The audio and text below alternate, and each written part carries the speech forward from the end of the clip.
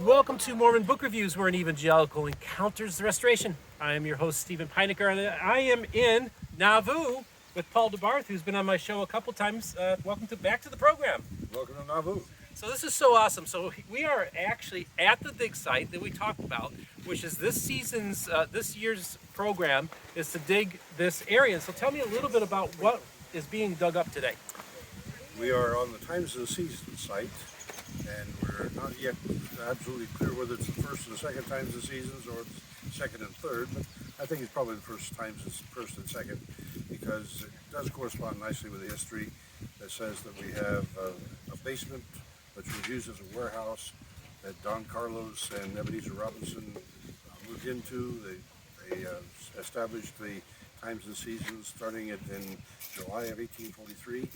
Got the first publication out in November because they got sick, and here they were with this wet basement that was contributing to their malaria, of course. It also contributed to the molding of their paper and the simple fact that they had to go all the way back to Caldwell County, dig up the press, clean it up, and bring it back and put it to work again. That whole operation must have been a most time-consuming and onerous task. So, of course, the Times and Seasons was the church's newspaper, but also from my understanding, the 1840 edition of the Book of Mormon was also printed here. Is that correct? Don Carlos and Ebenezer split up the responsibilities for books and newspaper and took those as separate engagements, effectively. And yes, we're finding the little 4-point ruby type. We just had a little tiny key that showed up a moment ago. These tiny pieces of type that are representative of what was used in that 1840 edition of the Book of Mormon, and we're at about 30 pieces by now. Wow, 30 pieces. That is so awesome. So now, today is June 8th, and this dig goes till June 17th of 2022. So there's still time that if you're on your way to Nauvoo before June 17th, what can people do to sign up to volunteer for this? Go to idignauvoo.com, register, and come. Or just simply come. You see people that are working here that are drafted just because they stopped by and were interested, and we get them registered and let them get their hands dirty, and they find things. One of the things they're finding is the evidence of the residence of Don Carlos here. We hadn't paid much attention to that. We consider this Times and Seasons buildings, the type related to both foundations, but now we're seeing it's also used as a residence, probably in both foundations. And possibly even a residence for a while for David Hiram, or for Hiram Smith.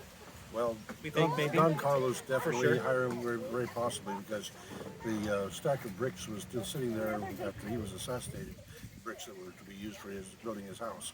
And so where he was living in the interim might very well have included this building, which is on his block. Wow, that's cool. Hey, Rick Bennett of Gospel Tangents filmed this. Why don't you take a shot over here?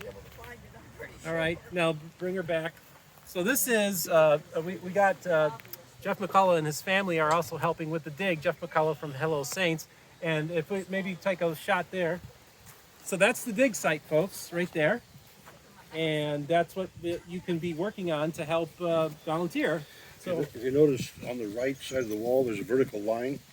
That marks the edge of the staircase that came into the original building. Okay. And so that to the north of that, or to the south of that, is original pre-Mormon construction, and then this Mormon period construction from that line over. Cynthia was just coming up with mortar on the backside, and that mortar would have been the Mormon period, because the pre-Mormon period they did not use mortar in building that basement. So why don't we get back in shot here, Paul, and we're going to finish this up. So, this is all spur of the moment. We're just having fun today. I really appreciate everything you do. Now, just folks, Paul is with the Community of Christ. He's the lead archaeologist here, and you've been doing this since 1971. Is that correct? That's correct. And what is the most exciting find you ever made? Got to name one.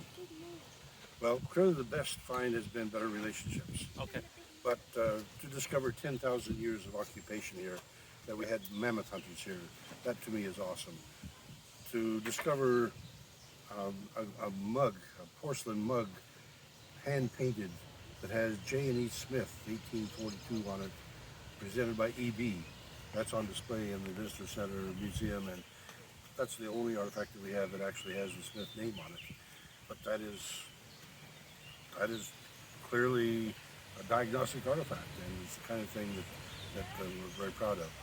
But again, let me go back. I think the best thing we've dug up is better relationships, because we have people working together, digging together, talking together, and being able to make friendships across chasms of historical differences.